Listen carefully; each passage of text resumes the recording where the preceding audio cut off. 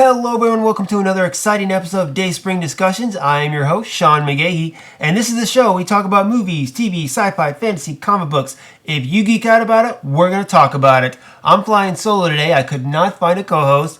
Lisa was with me on Sunday to talk some Star Wars and Marvel and DC news and all that, which I thought was a really good episode. If you haven't checked it out yet, go ahead. We talked a lot about the premiere of Star Wars Rebels, which Lisa and I both love. I think we had a good conversation just about in Star Wars in general. So if you haven't checked that out on the social media or on Podomatic or on iTunes, please go do that right now. What I want to do today is just fill in some other stories that happened last week. For those of you who are listening for the first time, I'm going to run down some geeky stories that happened last week. This week, I'm going to include some Power Rangers, some DC shows on the CW, and later on, I'm going to be talking with my current Doctor Who expert in the house, Lourdes Manning. She's going to be talking to us about some news that came out about the Doctor Who spinoff class, and a little bit more about that and release dates and all that other stuff, guys. But for right now, I'm going to start off with something that I think I have a good grasp on, and that's going to be the CW shows, the DC CW shows as well. A new promotion came out for The Flash and the Arrow, and then I think it was just a few hours ago or yesterday, I believe, a new one dropped for Supergirl as well. So originally I was just going to talk about the Flash one because that was my favorite, but then the other ones dropped, so I'm like, screw it. I'll just talk about all these promos. So I just rewatched all of them. So as you know, Supergirl, which is another show by executive producer Greg Berlanti. Berlanti started off doing Arrow, then did a spinoff on The Flash, then did a spinoff on DC's Legends of Tomorrow. All those are on the CW. And then, of course, you have Supergirl, which was on the CBS as well. Now, Supergirl doesn't take place in the same Earth, I guess you could say. It's one of those alternate Earths. But they did do a crossover episode with The Flash last season on Supergirl to let you know that it's still in the same wheelhouse. Well, CBS was going to cancel the Supergirl last year. CW picked it up. Now it's part of the whole family of DC CW shows, or what I call the Arrowverse. I call it the Arrowverse because the whole thing started with the show Arrow, so that's just my official name for it. So that's what I'll be calling it throughout the remainder of this show. Now, there is a fifth show that is part of the Arrowverse that people may not know about. It's called Vixen. It's an animated show. It's on the CW Seed. What they did was they took the first season is actually like 30 minutes long, and it's on the CW Seed. If you have that app, you can go to that. But it's like a bunch of episodes. They're only like 2 or 3 minutes long, maybe, and then they add up into what they call a season, which, like I said, is only about 30 minutes long. I wouldn't call it a season. I'd call it one episode. But that's a fifth show they have too, and the character of Vixen was featured on an episode last season of Arrow, and is actually going to be one of the main characters on this season of DC's Legends of Tomorrow. The only thing is they're going to be played by a different actress. So there you go. So speaking of DC's Legends of Tomorrow, I'm just going to go ahead and jump right into it, guys. Like I said, I went and I rewatched the newest previews for all 4 DC CW shows. I'm going to kind of talk about my thoughts about them. Starting with DC's Legends of Tomorrow. Why? Because it was my least favorite of all 4 shows. Now, last season you had all these heroes that came together, kind of that have been building within Flash and Arrow for the last couple seasons, and they spun off into their own series where they're time traveling with Rip Hunter, and people have compared it to a superhero version of Doctor Who.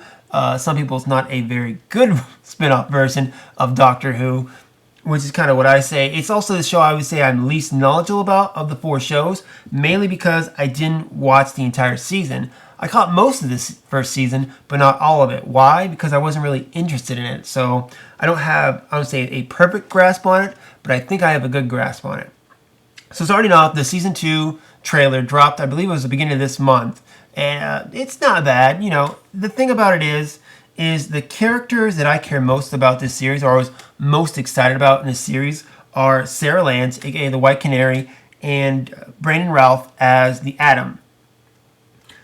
I still care about these characters. I got through most of that first season because of Sarah Lance, because I loved her character when she was the Black Canary on Arrow. That was a great season. I'm going through and rewatching season 2 of Arrow right now on Netflix, and I just love her in it. It's a great dynamic between her and Laurel and her father. I'm gonna get to Arrow. I'll get to Arrow, but anyway, DC's Legends tomorrow. The season 2 premiere looks like it picks up right where they left off in season 1, where they finally defeated Vandal Savage. The Time Masters, who Rip used to work for, are kind of in disarray, are gone, so they kind of have to take over for them in regards to keeping the timeline straight and making sure nothing bad happens. Some of the highlights in this trailer for me were, first off, you had them kidnapping Albert Einstein. They went to medieval times to say, off with their heads. And then, of course, you had Sarah, the bisexual character, sleeping with the Queen of England, which was kind of hilarious and kind of hot, in my opinion. Maybe that's one of the reasons why I'm so intrigued by the character. I don't know, just my male instincts there. But anyway, again, this trailer looked whatever. I think I'm going to start off watching this series, or this season, but I doubt I'll get through it again, because just based on this promo alone, I wasn't a big fan of it. Like I said, I'll start off. I probably will end up watching it just because now that Supergirl's over on the CW, I hope they all do a lot more cross jumping between the 4 shows, characters going back and forth, which is something I'd like to see a lot more of. Plus the Vixen. I love the character of the Vixen. I know it's not the same actress as was on Arrow, or even the same actress who voiced her in the animated series, but I do like the character, and I'm interested to see how she will mesh with the rest of the crew. I'm a little disappointed that Captain Cold is not going to be in there, because he was the guy that kind of kept Heatwave in check. Now, that's another thing that bugged me about season 1 was I never really understood why Heatwave and Captain Cold were on there. They're villains, and they're like, oh yeah, time traveling, we can, take advantage of this. And I'm like, no, this is just stupid. The good guys would never allow you to be in, with them on that ship. It's just a little ridiculous. Some of the highlight episodes from season 1, the first episode I think was probably the best, to be honest, because I liked it how at the beginning, Rip kind of convinced all of them that they had to do it because in the future they became legends. But then we come to find out the whole reason he chose this group of people is because you could take them out of the timeline and it would change nothing. So kind of a shot to the ego for all of them. But they, as the heroes that they are, they took it as an opportunity to prove they are heroes in that instance, and went on this journey and defeated Vandal Savage and yada yada yada, blah blah blah. Another great episode, probably the only other good episode I think is in this season 1, was the one where they went to the dystopian Star City. You have a new Arrow, which was John Diggle Jr., and then Oliver Queen had a beard and was missing an arm, which was a callback to the Dark Knight Returns graphic novel by Frank Miller. Now, season 1 ended, like I said, with them defeating Vandal Savage and kind of introducing the Justice Society of America. In this season 2 promotion, we saw Stargirl in it. I think they said they're going to have Sandman, I believe Dr. Fate, maybe. I'm not sure. I'm not sure what member is going to be in it. I'd be very interested to see if they throw in Jay Garrick, because Jay Garrick was actually introduced in The Flash last season. And then also what's his name? Alan... Oh, it's not Alan Moore, it's Alan... Anyway, the very first Green Lantern, it's Alan Scott. There it is, Alan Scott. I knew it was going to come to me. I'd be interested if they introduce that, because then they introduce the Green Lantern myth. I think it'd be very interesting, too, if by doing that, again, you introduce the Green Lantern myth through Alan Scott and the Justice Society. I highly doubt they're going to do that, though, because I know they have Green Lantern plans for the movies. That's kind of things I like about the TV series, is you have all these B, C, D-list characters, but the fact that they're intermingling just like they would the normal comic book universe is what makes it the most exciting. So DC's Legends tomorrow, season 2, I don't have high hopes for, but I'm at least check it out to see how it goes with the rest of the CW shows. So moving on to the next CW show, of course I'm going up the list of shows that I went and enjoyed least to enjoy the most. Number 3 on that list, Arrow. Now this is the show that started the Arrowverse, obviously, with star Stephen Amell on it. And really, if you watch the series and have any knowledge of the DC universe, you know this is really more of a Batman show than actual Green Arrow. It just has Green Arrow in it, but he acts more like Bruce Wayne than he does Oliver Queen. Because Oliver Queen in the comic books is, you know, it's a much more lighthearted character, kind of sexist character even, and a crusader for the environment as well. Oliver Queen that we get in Arrow is more brooding and all about his mission, and he's Batman. I mean, even the way they're portraying it with his team and the way they have their costumes on their, you know, in the cave or the quiver or whatever they're calling it, it's Batman with Green Arrow version, whatever you want to call it. Anyway, Arrow has fallen from grace. Okay, guys? Season 1, Season 2, great seasons. Even Season 3, about halfway through, I thought was really good. Tail end of Season 3, it started to sputter out. And Season 4, in my opinion, was just a mess. Most people I know that watch the show will agree with me on that. They think even Season 3 was a mess. I will give Season 3 some credit. To me, it really didn't start to go down until you had one... Laurel become Black Canary, and then 2 had Ra's al Ghul kill Oliver, and then he comes back to life. Spoiler, sorry. So, as far as looking forward to Arrow Season 5, I like the characters. I don't like what they're doing with the characters, though. So, at the end of Season 4, we saw the defeat of the season's main villain, Damien Darhk. You saw Team Arrow kind of break up, kind of go their separate ways. And you saw Oliver and Felicity standing in the Arrow cave, so to speak, you know, just kind of by themselves, wondering what to do next. The Season 5 promo that came out, I think it was last week or last month. No, it was last month that came out. They just came out with a new 30-second spot yesterday. And it kind of shows that Oliver and Felicity are trying to recreate Team Arrow with a new group of people. Thea's not coming back. Diggle's not coming back. Laurel, for those you don't know, she's dead. She died last season. So Oliver recruits a new team, which includes Felicity's friend Curtis, who we all know from the comics as Mr. Terrific. I like in the promo that he mentioned he was an Olympic athlete, but yet he seems the most or the least athletic out of all the new recruits. I don't know, this show just it's got to earn its way back, in my opinion. I don't know, I'm not sure what happened to it. I can tell you what happened to it for me was this thing known as Olicity. From the moment they really tried to amp up the Oliver-Felicity relationship, it went downhill. And last season, you know, was at the height of that, and it did not work for me. This really infuriates me, okay, guys? I'm going to go on a tangent real quick. Okay, so something happened last season where Oliver started running for mayor, and then he was attacked by Damien Darhk because of it, and it ended up paralyzing Felicity. She got hurt, she got paralyzed. And Curtis created something for her where she puts it in her spine and she can walk again. So literally, Felicity is paralyzed for like 2 episodes, and then she walks again. And it's never mentioned ever again that, you know, was paralyzed or anything like that. And it just, to me, I feel like that's such a slap in the face to the disabled community. Because in the comics, in the Birds of Prey, you had Batgirl, Barbara Gordon, who was gunned down by the Joker, could no longer be Batgirl, and became Oracle. And that's kind of what I always thought Felicity was. She was this Oracle-type character on the computer telling everyone what to do. And then I thought, man, they're really putting her in that position in Season 4 where, you know, she is Oracle. I mean, you do have Black Canary running around. You do have a Huntress running around. You could almost spin, you know, her and the girls off into their own Birds of Prey show, but then they made her walk again. And that sad part was her being in the wheelchair added such depth to the Oliver-Felicity relationship.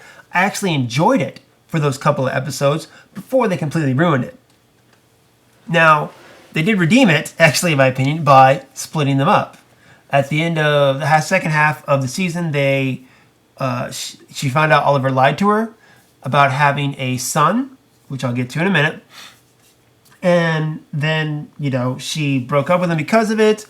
And they were just friends. I'm not sure if they're going to get them back together. I'm sure they are. I hope they don't, but I'm sure they will.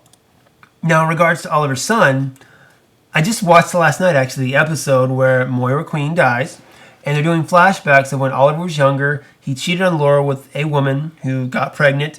And Moira paid this woman, this girl, $2 million to tell Oliver that she lost the baby and basically to go away.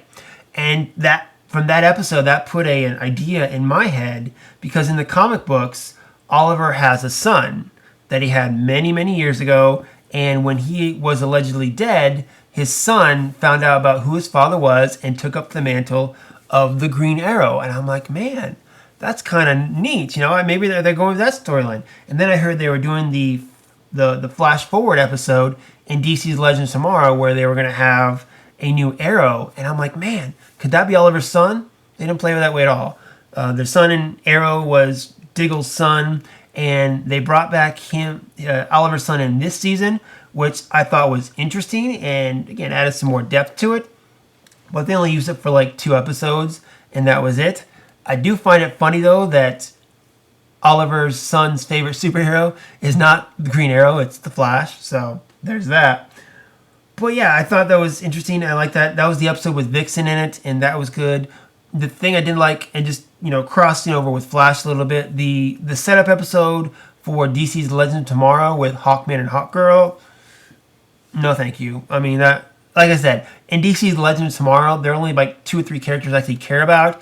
And Hawkman and Hawkgirl, I've never really been a fan of theirs to begin with. I like Hawkgirl when she was in Justice League animated series, and there's a whole relationship between her and John Stewart, the Green Lantern. That was fine, but Hawkman and Hawkgirl together, that mythology just never really interested me. So, that whole crossover was bleh.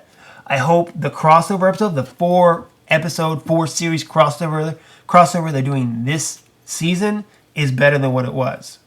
Last season, we got, with Arrow and Flash, you got crossover episodes where really there were separate storylines. So it really wasn't a crossover, but at least in, season 2 of Flash and season 4 of Arrow, you at least got the same storyline going through both series. I imagine that's what they're going to do again, only hopefully it's like, a 4-part, one story between all 4 series. I think that'll be really cool. I'm really anxious to see how they're going to incorporate Supergirl into the rest of them, but I'll get to Supergirl in a minute here.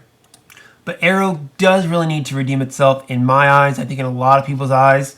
They got good characters. I like Felicity. I like Diggle. I like Oliver. I like these characters. I don't like what they're doing with them, okay? Season 2 was great. Season 1, the end of Season 1, the second half was great when you had Oliver, Diggle, and Felicity. That was a great trio. The way they worked together, the way they interacted, that was great. They need to go back to simpler times. The Arrow cave keeps getting bigger and bigger, much like the Star Labs. But again, I'll get to that with Arrow, or with Flash, excuse me. Everyone knows his secret, right? I mean, the detective knows, and Curtis knows, and I mean, everyone knows that Oliver Queen is the Arrow, except the bad guys, the whatever bad guy they're facing that week. It seems like it's just ridiculous, There have to be people who he keeps that secret from, and it just doesn't make sense to me. Well, first off, it does a little bit because even watching season 2 and seeing Laurel and Detective Lance not know that he's the Arrow makes him seem kind of dumb, really. But just the fact that everyone is allowed into the Arrow cave, everyone knows that Oliver Queen is the Green Arrow, it loses its flavor, really, for me. But we'll see what happens this season in Arrow. Like I said, I'm hoping it kind of redeems itself a little bit because I do like the show. I like Stephen Amell, even though I think he was horrible, or what he did in the new Ninja Turtle movies was horrible. He should have just played him as the regular Casey Jones and not the version of Casey Jones they wanted him to be. Would have been much better, but that's neither here nor there. Arrow, I'm going to watch, of course. I'll see how it goes. All right, moving on. The next show is going to be Supergirl. Now, I haven't had my cable for a while. I cut that cable cord a long time ago, so I just have Hulu and Netflix to watch stuff on. And then, of course, I have my bunny ears that, if there's an event on regular television, I can use my antenna to do that. But Supergirl was on CBS, which does not have shows on Hulu. So I didn't watch season 1 of Supergirl as it aired. Looking back, I wish I could have, because I went through when it was the first day it was on Netflix available a few weeks ago. I went and I binge watched it. It took me like 3 days maybe to watch all of it. And I gotta say, I take back every bad word I said about it. I really enjoyed it. I mean, of course it's cheesy. It felt like the CW superhero show, so it has that amount of cheese factor. It didn't feel like it belonged on CBS at all, really. So I'm glad it's coming over to CW. I'm glad it's getting a second season because I really enjoyed the first season. And one thing I'm looking forward to in season 2 is not the main characters, really. Supergirl and her new boyfriend, Jimmy Olsen, are probably my least favorite part of what I'm looking forward to in season 2. Callista Flockhart as Cat Grant. The guy, I don't remember the actor's name, who played John Jones, the Martian Manhunter. Even Kara's sister, I thought, did a really good job. I mean, I like Kara. She's an okay lead. But I think the supporting characters were much better. Especially, I loved how they handled Martian Manhunter. I love the way he looked. I thought he did a much better job with him in this show than they did in Smallville. So again, I'm looking forward to see what they're doing with that character. I know the big thing for this season is they're actually bringing in Superman. Now, just several hours ago, they released a new trailer for Supergirl Season 2 that heavily featured Superman. And I'm just going to go off this trailer right now. I don't like the Superman. I mean, just from the skin surface of what he did in this trailer, this guy, what's his name? Tyler Hoechlin? I don't know. I think he was on Teen Wolf or one of those other teen shows. Okay, let me start off with the basics here, timeline-wise, okay? So, Kara in this show, as she was escaping Krypton, got trapped and didn't make it to Earth where she was supposed to look after Kal-El. She got trapped in the Phantom Zone for 24 years and then got out and landed on Earth. When she got to Earth, she was 13 years old, okay? And by then, Superman was already established. So we assume at least Clark Kent at that time had already come out, become Superman, and was at least 24 years old. Flash forward to the beginning of the series.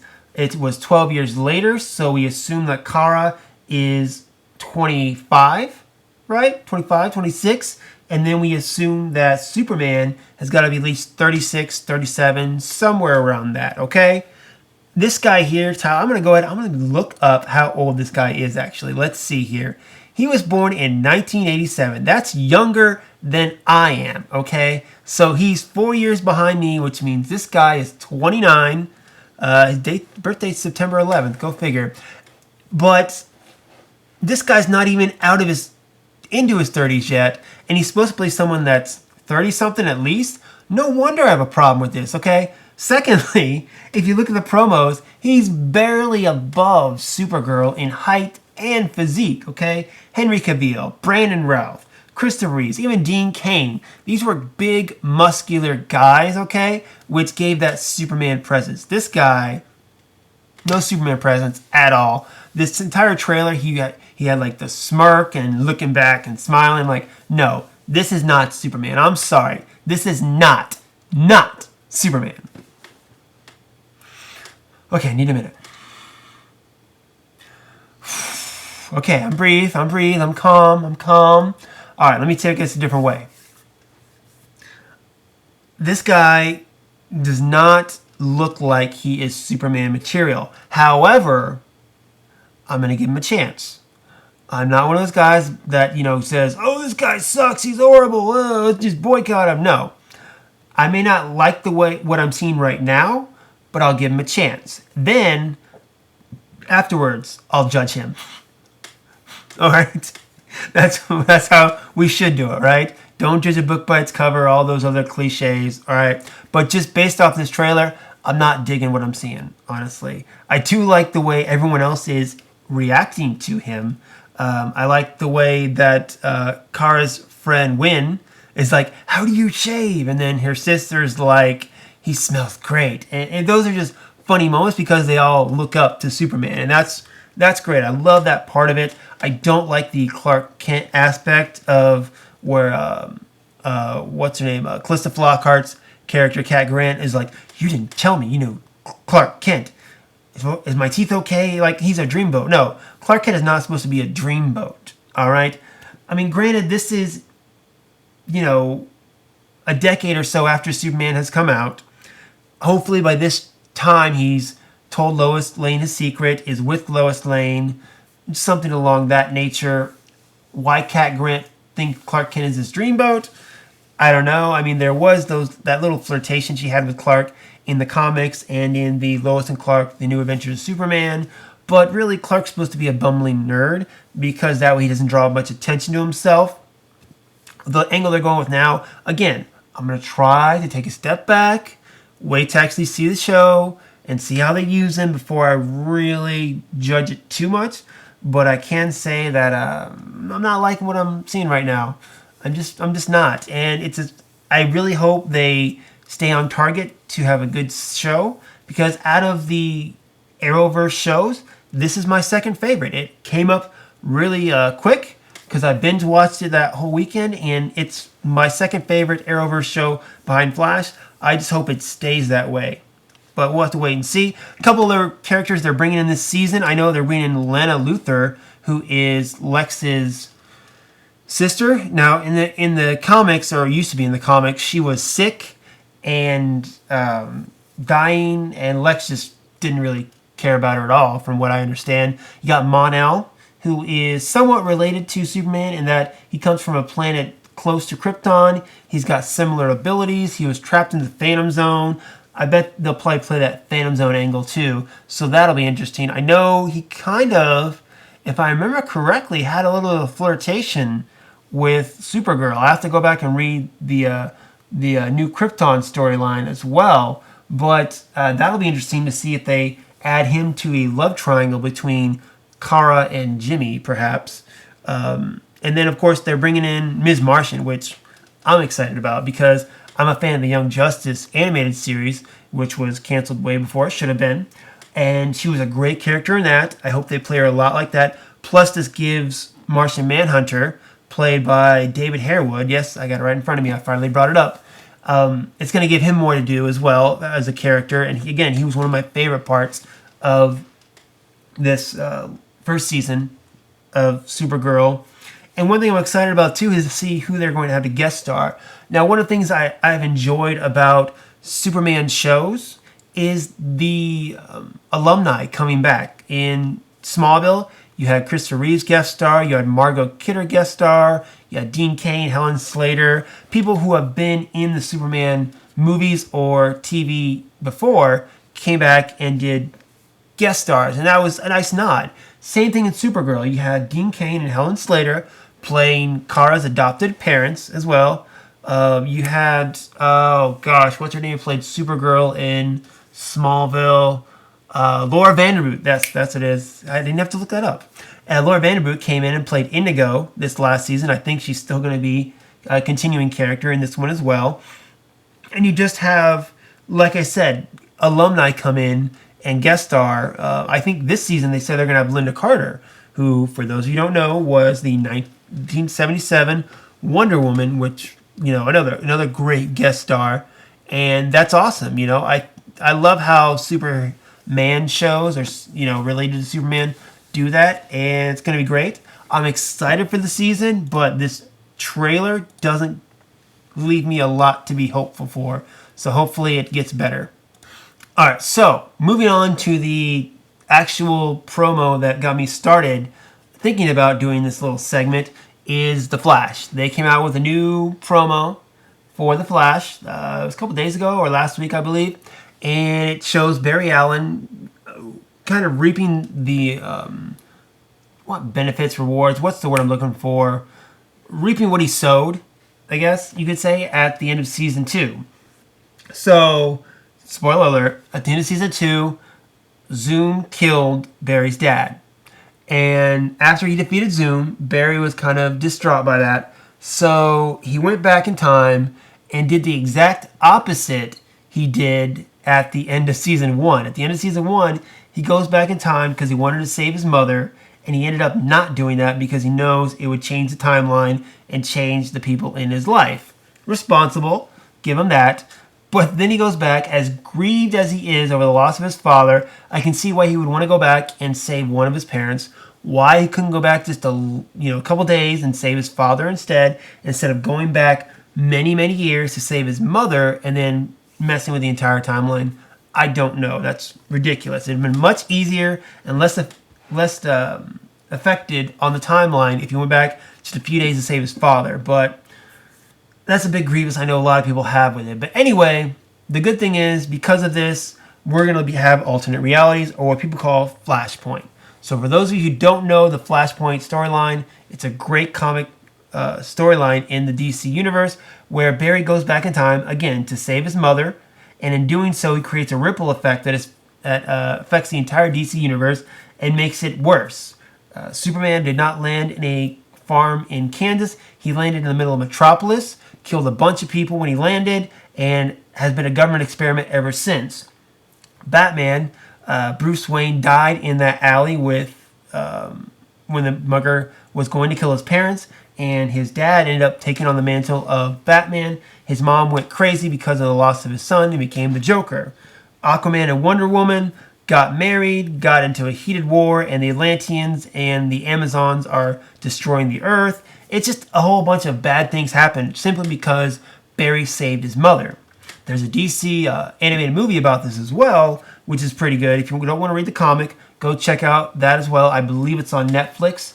Really good stuff there too. So they're going to play that Flashpoint storyline. It's not going to be the same, of course, as what it is in the DC animated movie or in the comics, but they're going to play it to where, he changed the timeline. Cisco is running Star Labs and he's rich. Iris, the love of his life, has no idea who he is.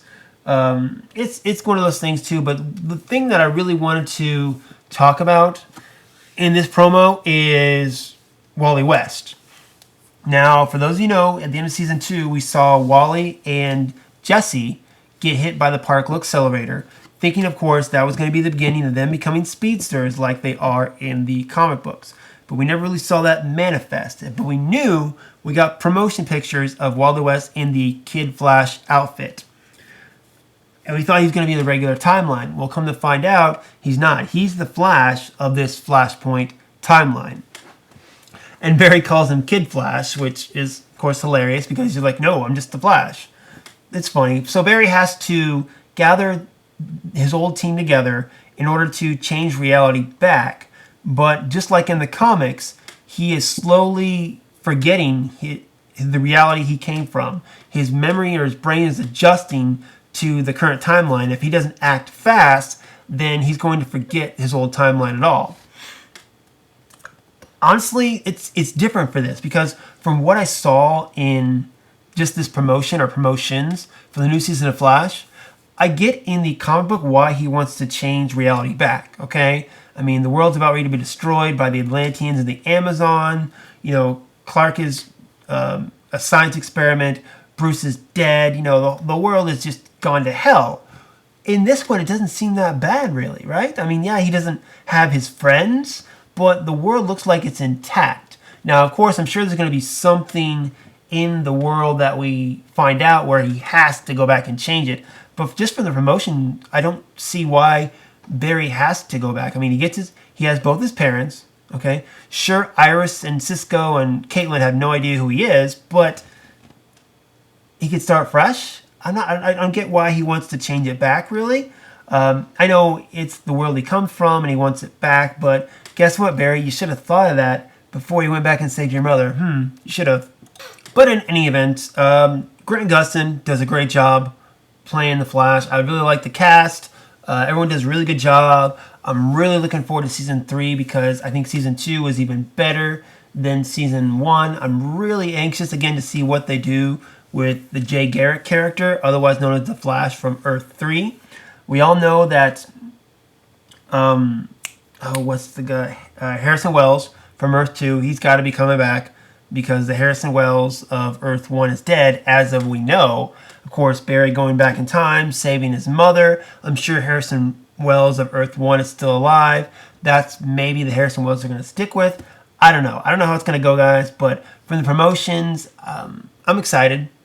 I'm definitely excited for The Flash. It's my most excited, but again, bringing Supergirl over to the CW, I want to see more characters jumping from show to show between the four.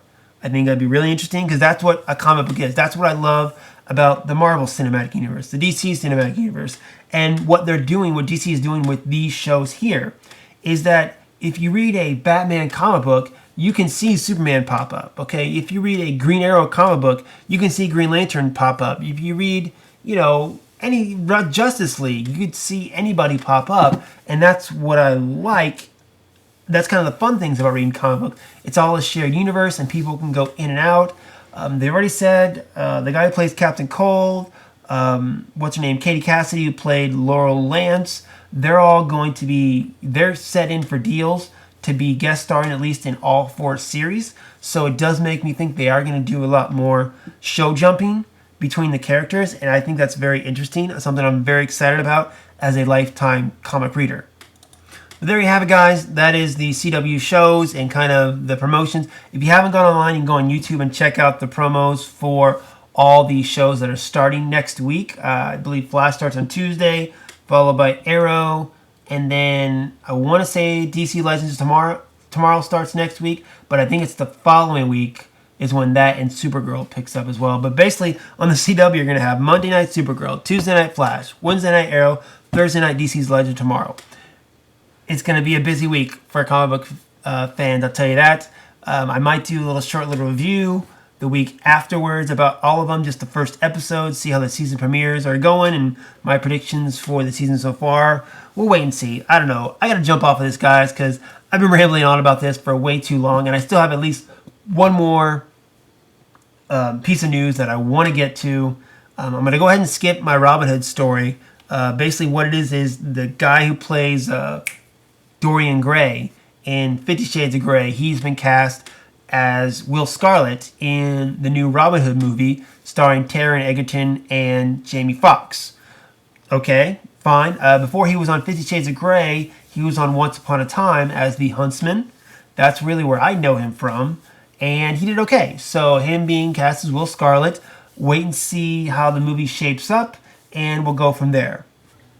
Alright guys, for our next story, it's going to be Doctor Who related. So of course, I had to bring in the resident Doctor Who expert to help us out with this one.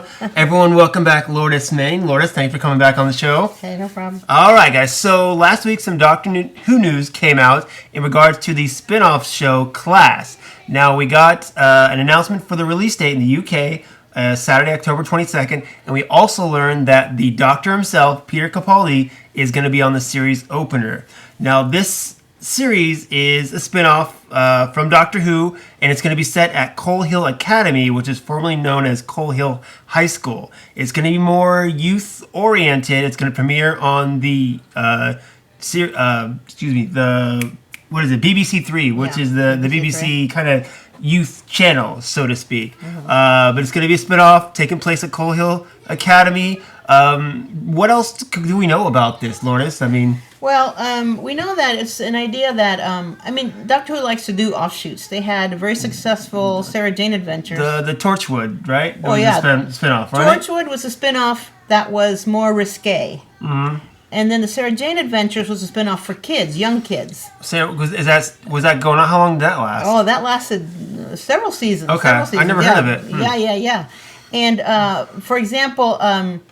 the Doctor never showed up in Torchwood, only his hand, and of course Captain Jack. But at the Sarah Jane Adventures, he would show up periodically. Mm-hmm. The Doctor would show up periodically with something, and they had different monsters. Okay, so they've had several spin-offs of Doctor Who, of course. Well, they also had a K9 spin-off for a short time about the mechanical dog, but that didn't last very long. Yeah. But Stephen Moffat it was kind of his idea to do this because he started out writing kind of for youth. But then they got Patrick Ness, who's done some work with like scary stuff for young adults. Okay. And there's a kind of a young adult phenomenon now, and it's really Of successful. course, yeah. So they got Patrick Ness on board, and he kind of changed the whole idea, but they loved it. So he's the writer and he's the showrunner. And is it going to be like any big stars, anything on this? Or? I don't think so. I really don't think so. It's just Coal Hill School has a huge history with Doctor Who because the original Doctor, his traveled with his granddaughter, and his granddaughter attended Coal Hill School, and the first two companions were teachers of hers from Coal Hill School. Okay. And then in the most recent iteration, Clara taught. She was a teacher at Coal Hill School. So what is this Coal Hill School? It's just a high school. It's a high school, but it's not like... Well, it's not. I think it's middle school and high school. What does it have, like, are these people like special or just a regular? No, it's just a school. It's just a school. But because the Doctor from way back in 1962 has been periodically he goes back there. There's like a space-time continuum kind of weirdness happens at this school sometimes. Matter of fact, in Capaldi's first season, I'm sorry, in Series 8, there was a whole episode at Coal Hill. And what happened was it was so weird, the anomalies that happened at the school because of the Doctor going back, that some monster got in that was supposed to get in. So the Doctor kind of going there for so many years on a kind of... not regular, but some irregular basis, has kind of made weird things happen at the school. Yeah, I imagine that. I imagine that's probably pretty much going to be the premise of it, where it's going to be this regular school where weird things happen. Yeah, exactly. And I guess it focuses on 4 kind of alienated students, and there's a teacher, a Miss Quill, who's supposed to be kind of creepy, and she may or may not be an alien. As most teachers, right? Right. So Capaldi is going to be in the very first episode, but we don't know then, and he may come back, and if so, probably not very often. Yeah, not very often, I'm sure. Yeah. With spin-offs like this, usually they like to bring in, like, the more established characters to introduce everyone, and then as the show goes on, it tries to, stand on its own. Yeah, exactly. So they'll just bring him in sometimes, and especially to kick it off. And I know on the 22nd, the premiere, they're actually doing 2 shows in a row. The first 2. The first 2 episodes. I saw that. And they're not sure quite when it's going to premiere on BBC America, but given that most Doctor Who episodes premiere shortly after the UK premiere, it shouldn't be too far apart, right? Hopefully. So, it's being billed as funny and exciting and for young adults, but it's also been described as sexy and scary. I don't know. But, kind of young adult stuff. You got to toe that line, I guess. Yeah, young adult stuff now, they kind of have to stick in the sexy. And Doctor Who really needs to be scary, Have they put like a trailer or anything for this yet? Yeah. There's a couple of clips. I think there may be a whole trailer now. I think it was it might have been on one of my other sites just yesterday. Okay, but it's probably on YouTube, right? You can find it on YouTube? Yeah, probably, yeah. I get a lot of that stuff just from my other Doctor Who stuff that I follow. Yeah, so if people want to check it out, they can check it out. So it's Coal Hill School, teenagers, scary, sexy, the Doctor once in a while, creepy teacher. Oh my gosh! So it should be good. When they say something like that, I'm just picturing Twilight and just yeah. Hopefully not. Hopefully not. Now, like I said, Moffat's not the showrunner of this; it's somebody else. It's Patrick Ness. Okay, now does this guy have a history with Doctor Who? No, he's never written for Doctor Who again. But he wrote something called I can't remember now. Monster something. He's written a couple of books and screenplays for those that had to do kind of with that kind of stuff. But I wasn't really familiar with him. I'm just curious, having someone do a spin-off of Doctor Who who's not, hasn't. I like the guy who took over for Doctor Who after Moffat left. What's his name now?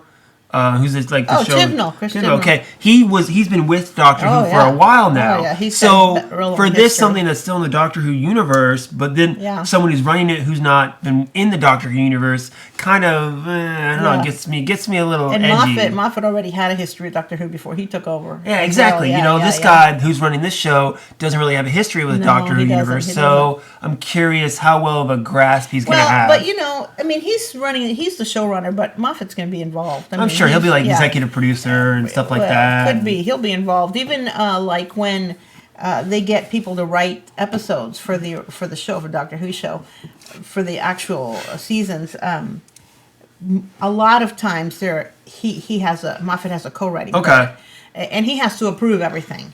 So I don't know how much he'll be involved in this, but it's different. To the young adult, it's a different genre, so they may just let it.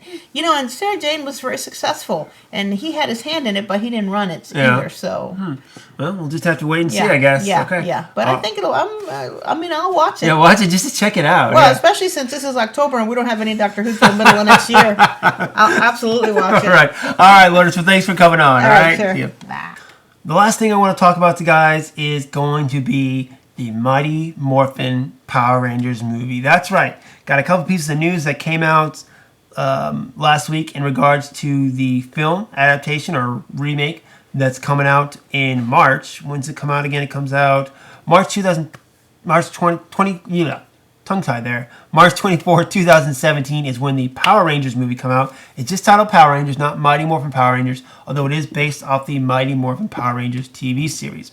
So Lionsgate's producing it, and last week they came out with 5 promotional posters in regards to the 5 Power Rangers standing on their Zords, their giant robot dinosaurs, so to speak.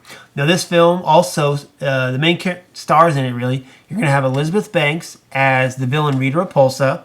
You got Bryan Cranston coming in as Zordon, and then it was just announced last week that Bill Hader is going to be at least the voice of the android Alpha 5. Now, no one really knows if the character is going to be CG, if it's going to be someone in a suit, motion capture, whatever. But we know that Bill Hader is at least doing the voice of that character. Power Rangers is directed by Dean Israelite, who did Project Almanac. Film I never saw. I meant to see it. I rented it once, and it just sat on my shelf till it was due to go back to the library, and I just didn't get around to it. So, oh well. Power Rangers, guys. Okay.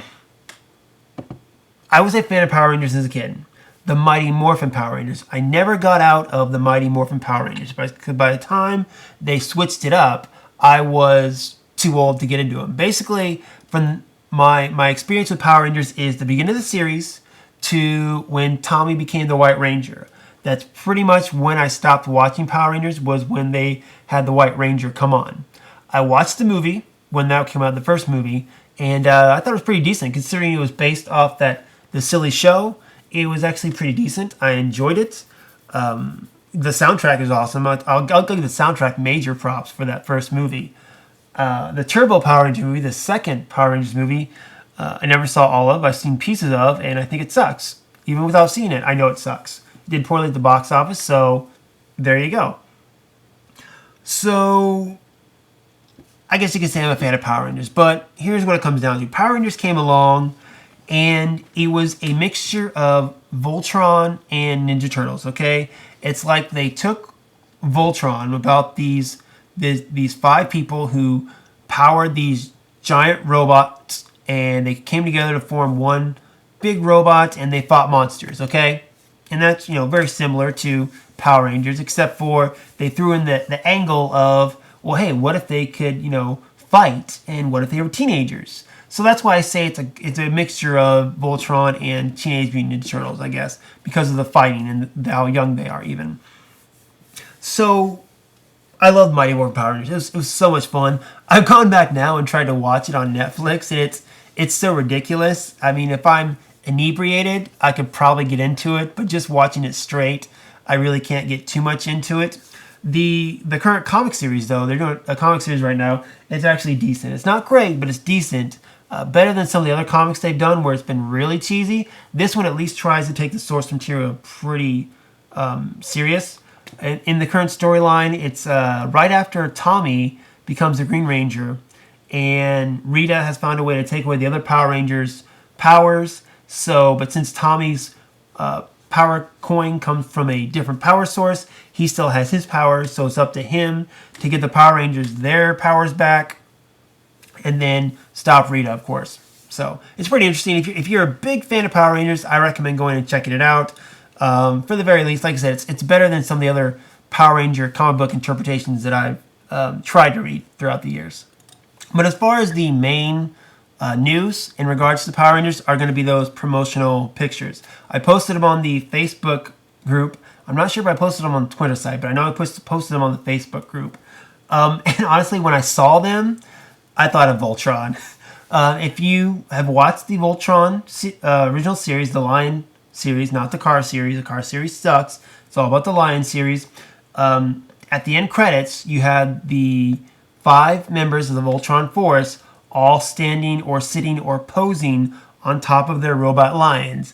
And the moment I saw these posters, exactly what I thought of was, okay, well, their Mighty Morphin Power Rangers is pretty much a carbon copy of Voltron, so they might as well try to copy it even more with these promotional pictures. And all it did is, cool I think it will be to see Power Rangers as long as it's a good take. What it does is just makes me want to crave a Voltron movie even more, right? I mean, after I saw Pacific Rim, I was like, oh, this movie's cool. It's kind of like Voltron. All they're missing is a sword. Oh my god, they pulled out a sword! And that was awesome. With Mighty Morphin Power Rangers, you have, they have their robots that form one giant robot, and they fight monsters, and that's really cool.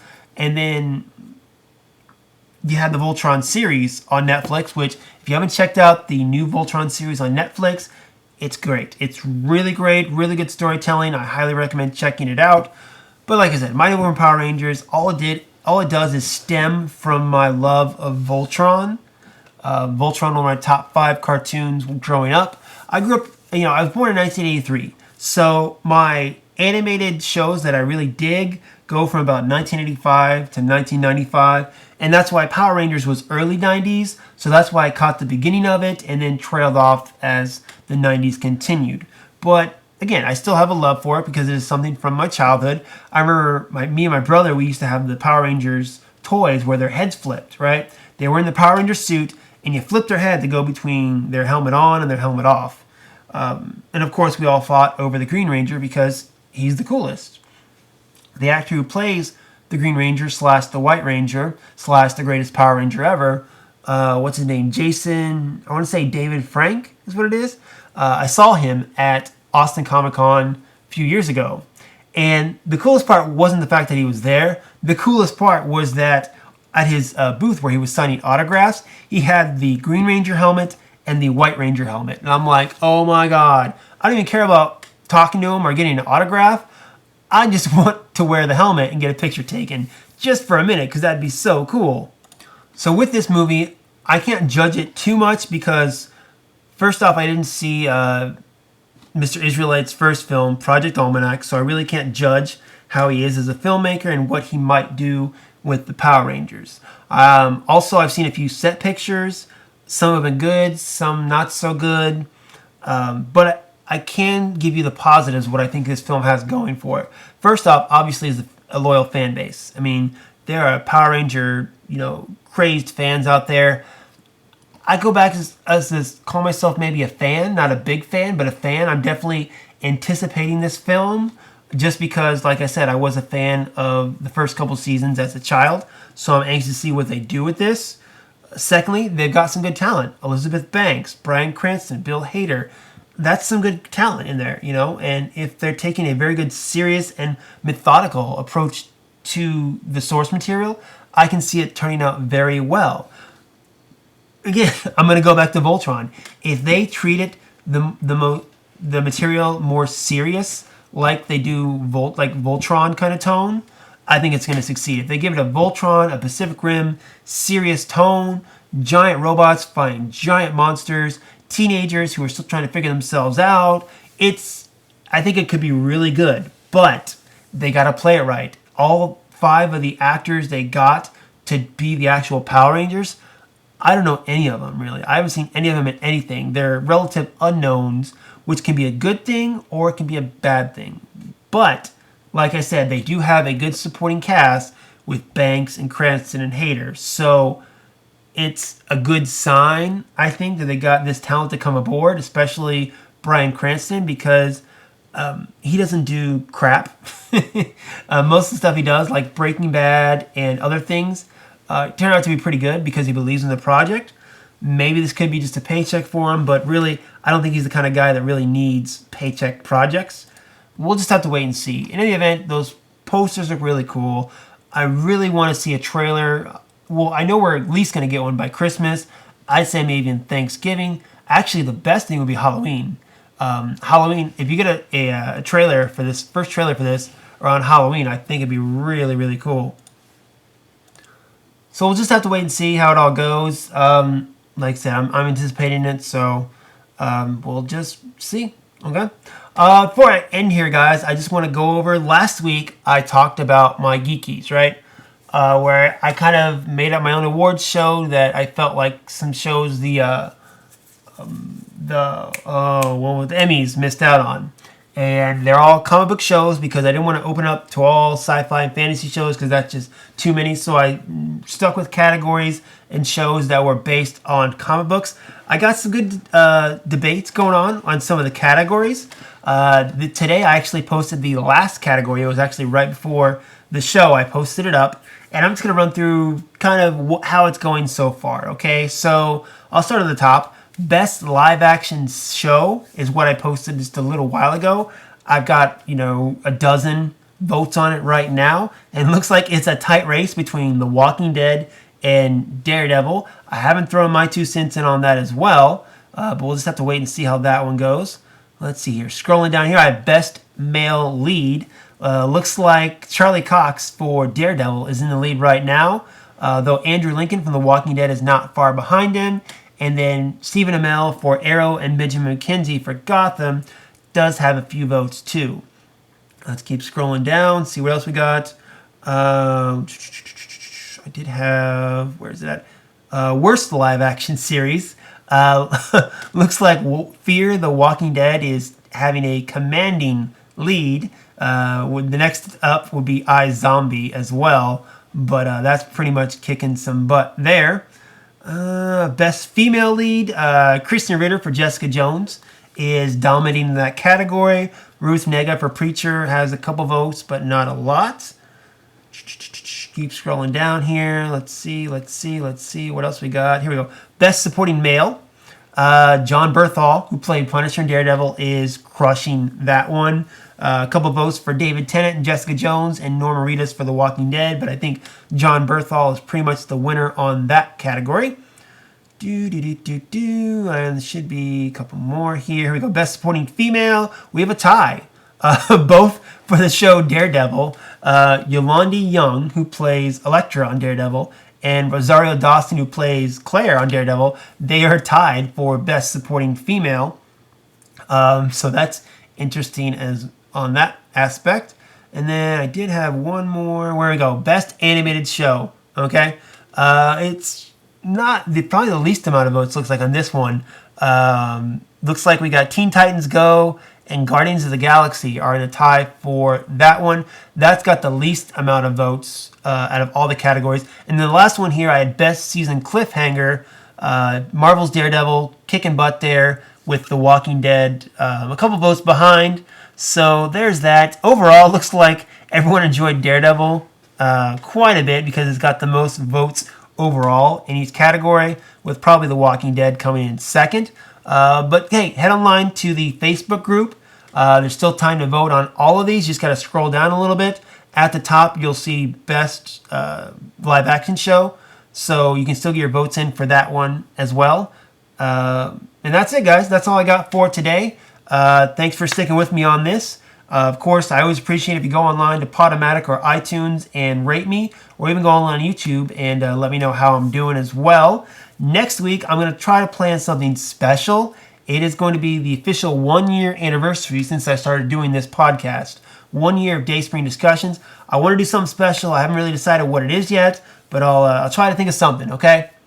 So, that's going to be it for me, guys. If you have any questions, comments, anything at all, hit me up. The Facebook group is always the best place to do it. You can also hit me up on Twitter or hit me up personally, Slim, SLYM, Dayspring12 on Instagram and Twitter.